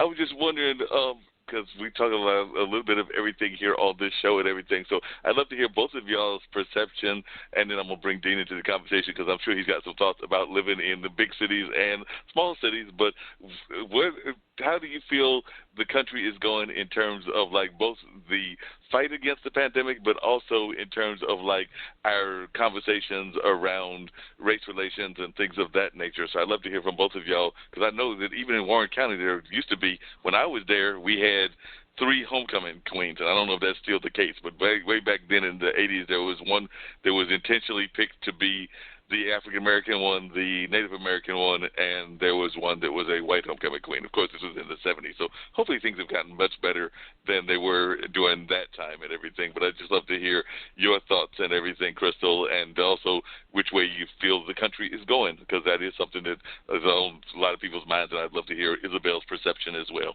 But I'll start with you, Crystal. Okay, well, my thoughts about, as far as here in Warren County, we had a major move earlier this summer, and what it is that we removed the Confederate statue off of the courthouse square, and so that was huge. And during that time, like I did a Facebook Live of them actually taking the statue down. And during that, I could read the comments of, how people felt. People were celebrating, and then there were people who were angry that it was being removed. And so during the whole summer, with George Floyd and everything, and then people viewing Black Lives Matter in a new light, it was one of those like, see, this is what we were trying to say, that kind of thing. I think with the pandemic, what it did, it made people realize what was important and what was not. And I think what it is teaching us, we're seeing things in a different light. We're seeing, a layer was removed, and people are revealing their true selves. I'll say it like that.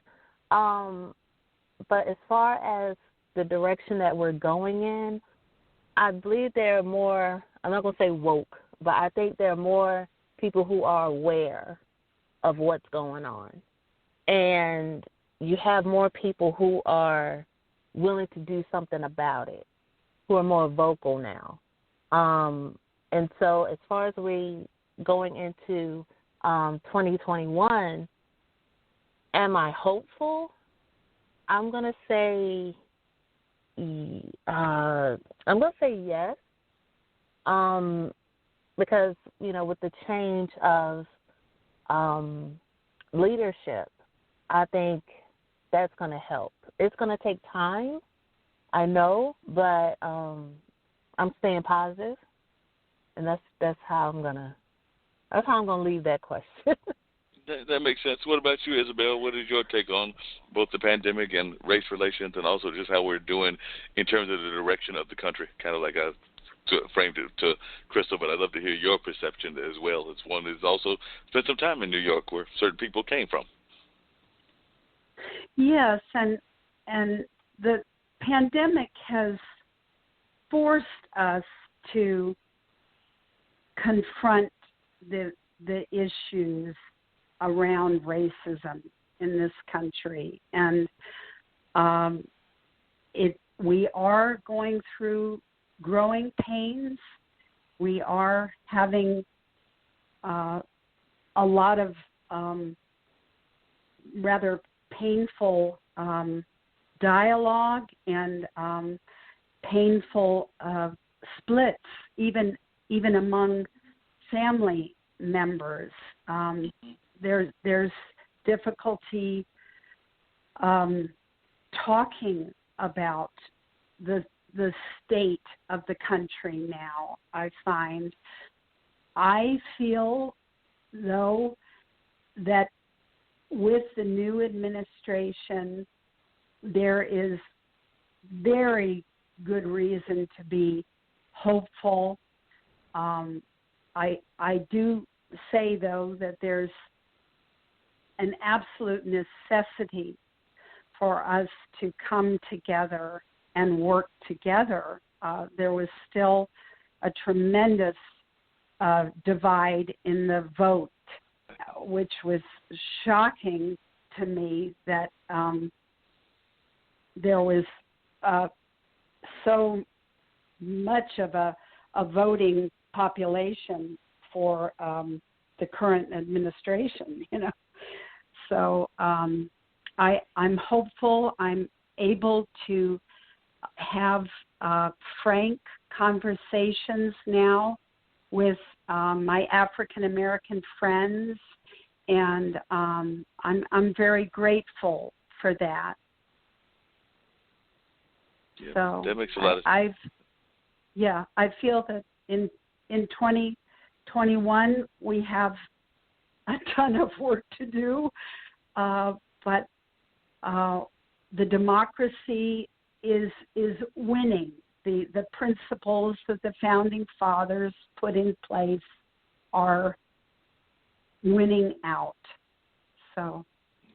Yeah, I would definitely agree with you on that and everything. As one that spent all that time in New York, were you shocked that that person that's currently in the White House still has the amount of support that he had? Because I was truly shocked, and I know friends of mine that actually worked in New York that did not expect it to be that many votes and everything, and did not expect it to be as close as apparently it was. So as one that is a former New Yorker and probably even might have even had some dealings with folks that worked in his buildings and everything, were you, as a former New Yorker, shocked by the amount of folks that are still supportive of that current person that's in 1600? Yes, absolutely. I'm disheartened that North Carolina has gone for him, but I'm not entirely surprised. I'll just say that.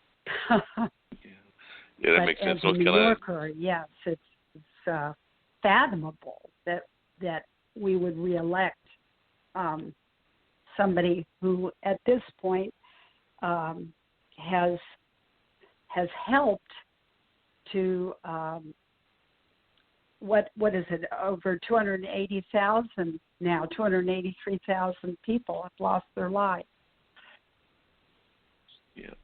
That's real sad, and it just keeps rising and everything. So hopefully this vaccine will come around and we can start getting that healing process that y'all were talking about, because I definitely think that the healing that is definitely needed and everything. So I agree with y'all on that and everything, and definitely I would agree that we've got to move in a more positive direction and to have things along those lines. So I would definitely agree that I was shocked. But you were talking about North Carolina. Well, I love North Carolina, and I definitely love the different cities that I've been in, like Durham, like Warrenton, like a number of other ones. I even lived briefly in Greensboro and Raleigh and have relatives in Charlotte, but and other cities around the area. Mom lived in Winston-Salem, so there's been a number of places that I've had connections to. But I sometimes say that North Carolina is probably one of the, and you all two may get a kick out of this because I've even said it publicly to some friends of mine, it's probably one of the most schizophrenic states that exists, because we're the same state that elected, for those that know history, Jesse Helms and Terry Sanford, elected Roy Cooper and Pat McCrory. So like I said,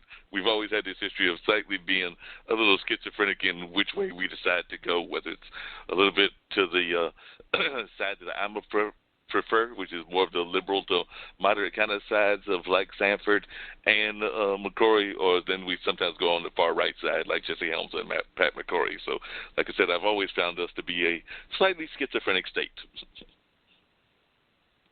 Yes, so I don't know if the rest of y'all... That's the word. You've chosen a good word for it. Yeah. Yeah, I would definitely agree with that and everything. It's just an interesting state and it has some interesting values and all of that. But on a lighter note, Isobel, for folks that are, and this is, I'm going to frame it in another way for you, Crystal, but for those that are thinking about getting into the music field, whether it's now when we're in the middle of a pandemic era or things along that line, what kind of words of advice would you give to folks that want to break into any form of the creative arts, whether it's music, whether it's kind of do, like you mentioned, some people that were doing the ballet and a number of other things, but anybody who wanted to get involved in the creative arts, what kinds of words of advice would you give to them in order to encourage them to do what they're doing, and what kinds of things would you say they should be doing? Of any age, because like I said, I think that people can even break into the fields at a later age. You don't have to do it necessarily when you're 20. I've known folks that have broken into the business when they were in their 40s and 50s, whatever that business is. Exactly. Well, the pandemic is going to end, and we will have live music again. We will fill the theaters with audiences, and there's good reason for there to be many jobs in the music industry. So I would encourage anyone who wants to go into music and feels it's a calling that they should do it.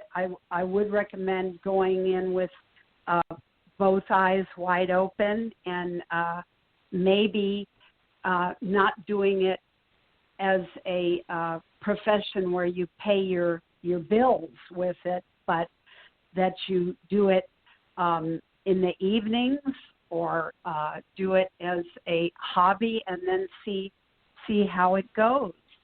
There are many dentists and lawyers and doctors and people from all kinds of professions who have the enjoyment of their music, but they're not paying their bills with it. So that would be my advice. Yeah, that makes a lot of sense. I know a lot of folks were also doing the church gigs in order to develop their musical skills and things of that nature. But even some of those are still going on, whether it's virtually, because I do know some friends of mine that are at Christ Central and a number of these other churches that are still playing, but they're doing virtual concerts, and in some cases, or virtual services, and in some cases, the virtual services also include the bands and some of the musical element as well. But in some cases, I also think that they might have scaled down some of the bands, so if it was a big full choir because of the limitations of size, then they might have scaled down based on whatever the restrictions are. But I definitely think that the church groups are a way to go. As a matter of fact, Crystal, one of my good friends who I think is still involved in the music industry there in Warren County is Steve Hyman, and I know he was a gospel DJ, or still is a gospel DJ, but he also plays in bands, and we grew up together, and he's actually a little bit older than me, but was still involved in that area, but is also involved in one of the churches there. Isn't that correct, Crystal? Isn't he involved with one of the churches there in Warren County? I believe so. I would have to check on it, but yeah, he's definitely a big name in Warren County. It's not too many people you would meet that doesn't know him. So right. And I thought he was one of those names along with like Stanley Baird, because a lot of people know that Stanley was another music teacher, even though he's based here in Durham. But a lot of people know him because he taught there in Warren County for a number of years, and of course he's played with a lot of bands here in this area. So I'm thinking that he's still got a pretty good name there in the Warren County area as well. Is that correct, Crystal? Mhm. So yeah, folks definitely know Stanley and everything. But my question for you, Crystal, is what kind of advice if somebody wanted to break into the world? Maybe they live in a town similar to Warrenton and they want to start their own blog or things of that nature. What kind of advice would you give to them? Like I said, you're doing kind of what Pat Murray is doing here in Durham with the Skywriter, and a number of other people have done. I think there's a blog called Bull City 150, I think it is, or something along those lines. But there are actually a couple of Bull City blogs. But if folks are in their rural towns and they want to be involved, what kind of advice would you give them?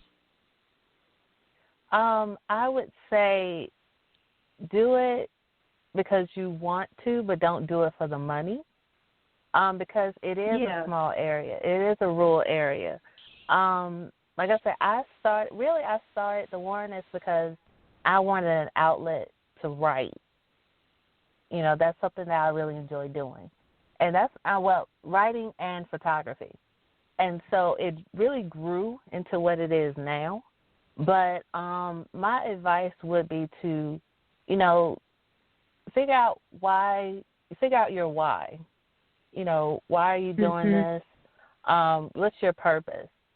For me, also, it was about, I saw a lot of things that were going on in the community that wasn't getting any type of attention. I mean, just great things. There was a guy here who organized an event for breast cancer and domestic violence, almost no attention,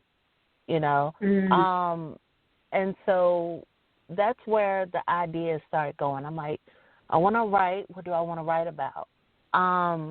So, that would be my advice, is finding your why, because if you go into it strictly for money, you're going to lose interest very quickly.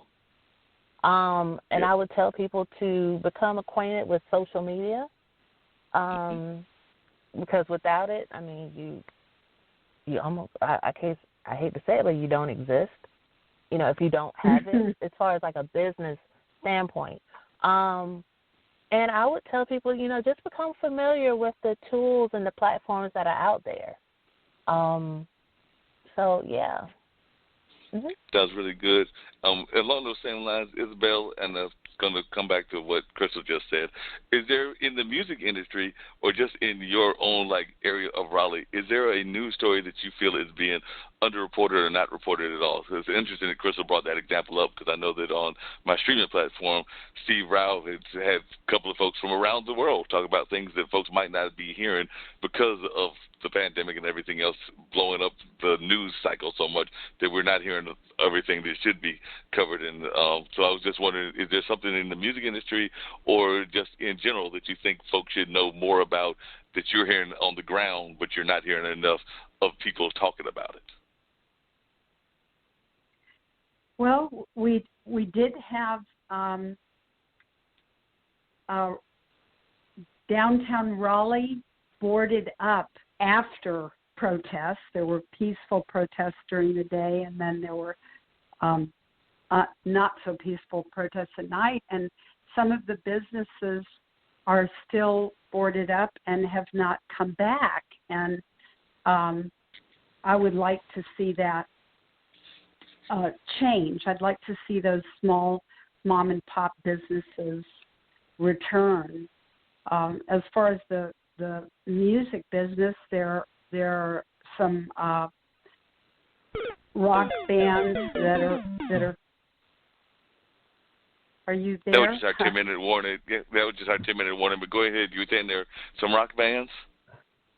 So rock bands are popping up and getting record deals. I was very pleased to find a high caliber recording studio here in Raleigh.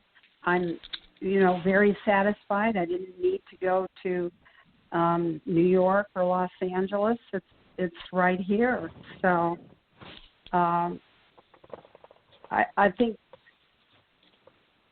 you need to be aware that all the major cities in North Carolina have world-class musicians and world-class talent, and they may not be known nationally, but they're certainly here.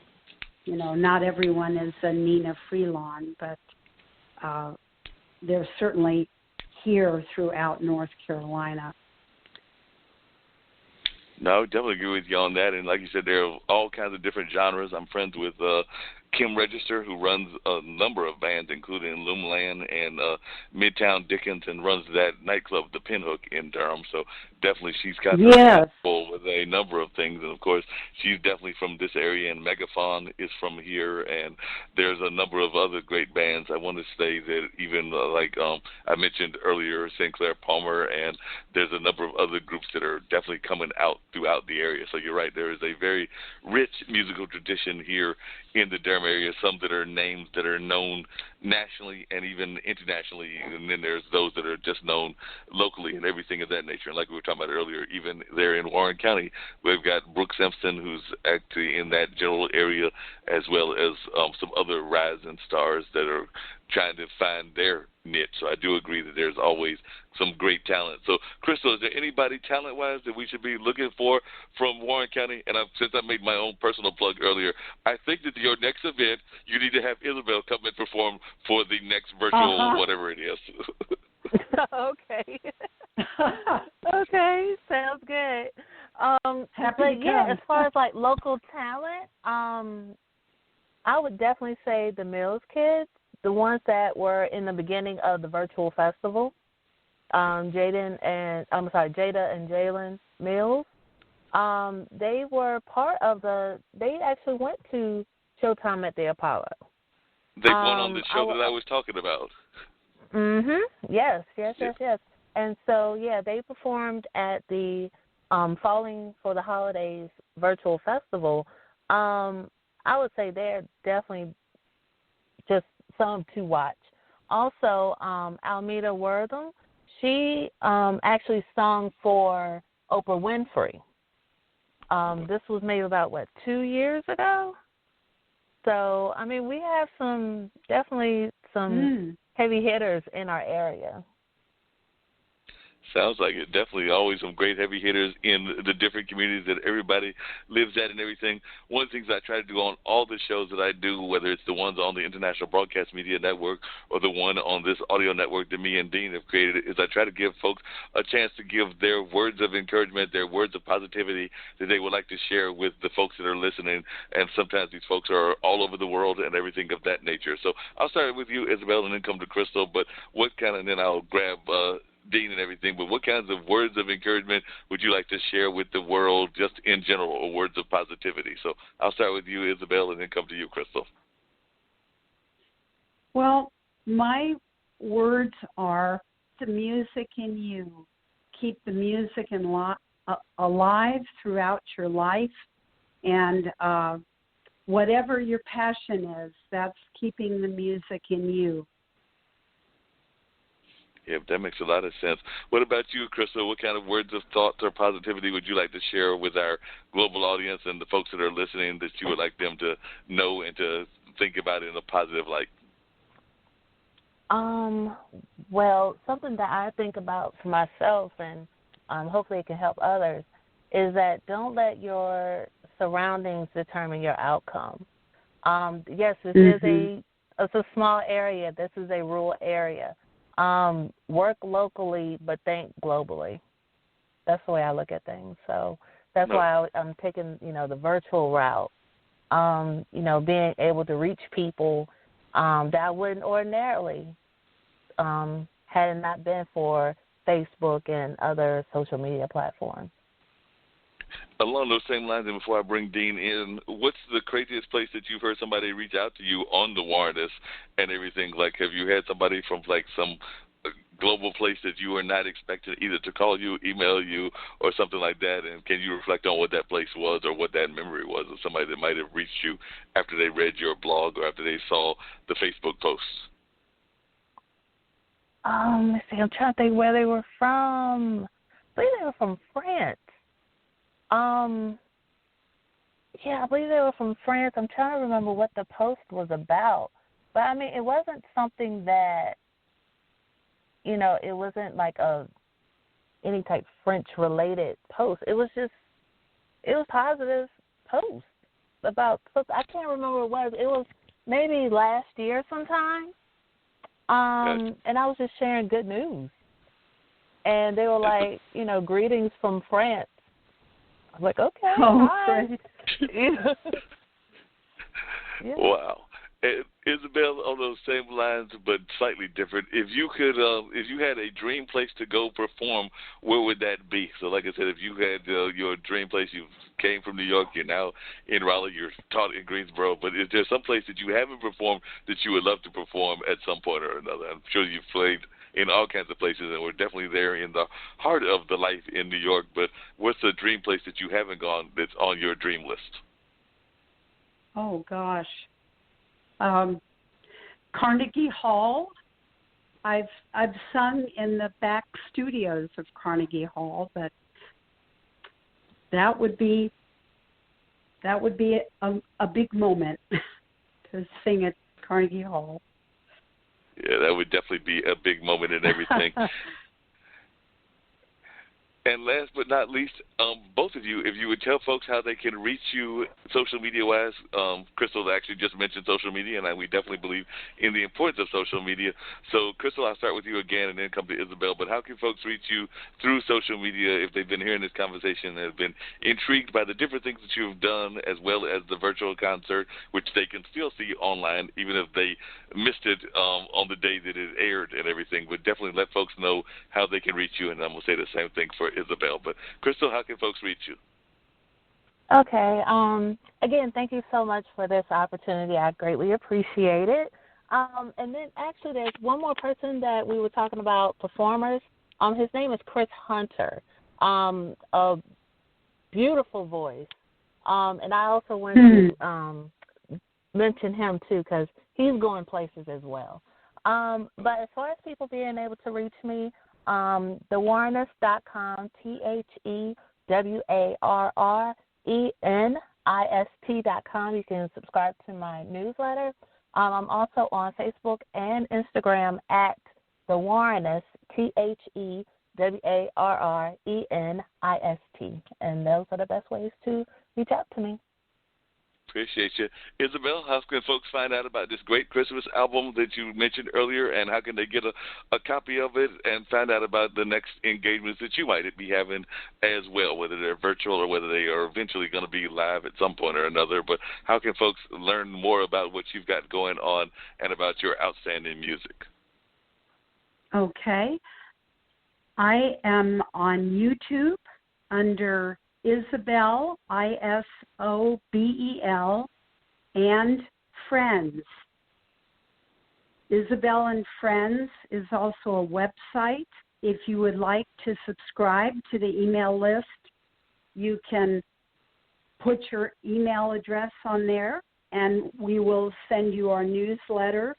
And you can also hear many free recordings on the website. If you would like to hear the gift of Christmas, we're on Spotify, we're on SoundCloud, Apple Music, and Amazon Music. And I'd love to hear from anyone out there what they think and suggestions also for Christmas and holiday music that are their favorites. Sounds like a great idea. Hey, Dean, I need to have you come back in because I just had another brilliant idea. You know, I'm always filled with these brilliant ideas. We don't know how brilliant they are, but they're just brilliant ideas. But, we do have the music tracks that we sometimes play in between our show and all of that. So I'm thinking that we need to go ahead and download some of those tracks so that next week we can actually have some of Isabel's music playing in between our rich conversations that we have on a regular basis. I know that we sometimes put in some of the team of our guys from Ninth Wonder and some of the other artists, but I think that we can definitely do that and add that into the course of what's going on and seeing about that. So, James, I'm waiting for you to pop in and say yay or nay, but I think he's going to say yay and all of that. But I'm thinking that that's a thing that we need to have on a regular basis and definitely incorporate these great songs that Isabel has got on there. So what do you think? You think we can incorporate those into what we've got going on? And by the way, when you get around to naming the shows, we've just added another one. I know we added the one last week, but we've added another one because Nancy has agreed to bring her education show, which will be on the International Broadcast Media, which will be called Learning Unwrapped. So everything you want to know about the world of education and how they're trying to make this a better world of education, she's bringing it onto our audio platform. So she's agreed, and that first show will air this Thursday, which means it'll air sometime with us next week. But definitely we're adding an education show to go with our show with the mother and her kids. So we've just added 2 new shows here on our audio platform. That works. That works. Cool. Thank you so much for this opportunity. No problem.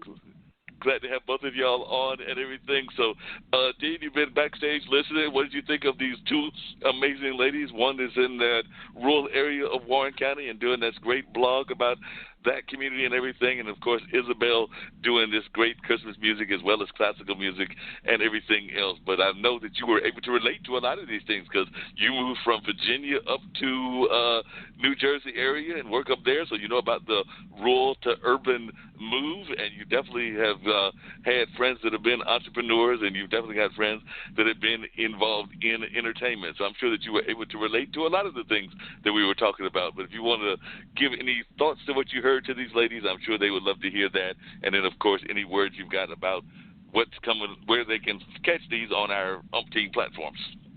Well, before I made it to New Jersey, I went to Oak Terrace, Illinois, right outside of Chicago, went to Oakland, California, Montgomery, Texas, and then made my way to northern New Jersey, went back to Virginia, and now I'm in southern New Jersey. So I've been around a few places, and it speeds up, it slows down, it slows all the way down, and then it speeds up again. So, you kind of get used to it after you've done it. But when you first get there, man, that's a shock to the system. And once you get past that shock and start getting into the flow of things, you're able to kind of make it work. You know what I mean? But we definitely thank Dr. Bartz and Ms. Myrick for being with us tonight. We greatly appreciate y'all, and we thank you. It's Straight Talk with Dean and Mark, y'all, Monday nights at 7 p.m. Eastern Standard Time. Don't forget to catch our replays tomorrow and Wednesday afternoon at 2 o'clock on the Skyhawk Radio Network.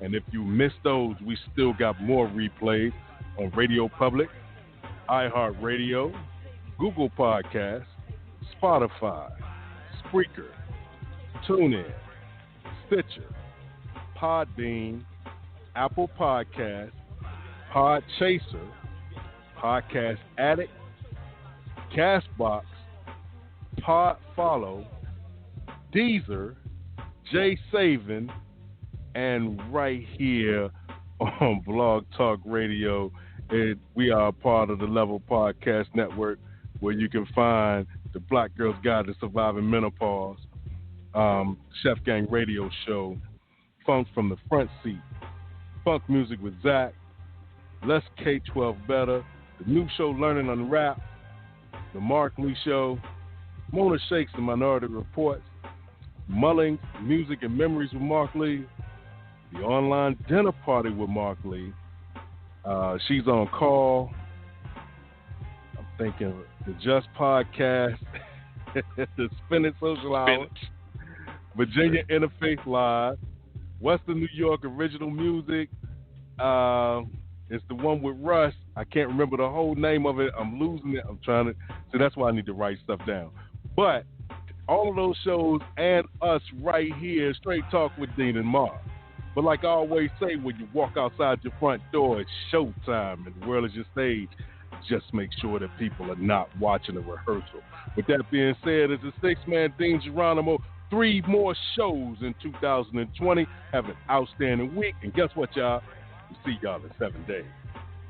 And we'll be having some more great guests. I'm already in the process of lining them up. Don't know exactly who they'll be, but I'll be texting or emailing Dean, and he'll be letting y'all know in advance, maybe the day of, or maybe I'll be actually ahead of the game and let him know a few days ahead of the game so that we can definitely let y'all know who's getting ready to come on the show. But it was great having Crystal and Isabel on, and I look forward to some more great guests on next week. But until then, like Dean said, we're out of here.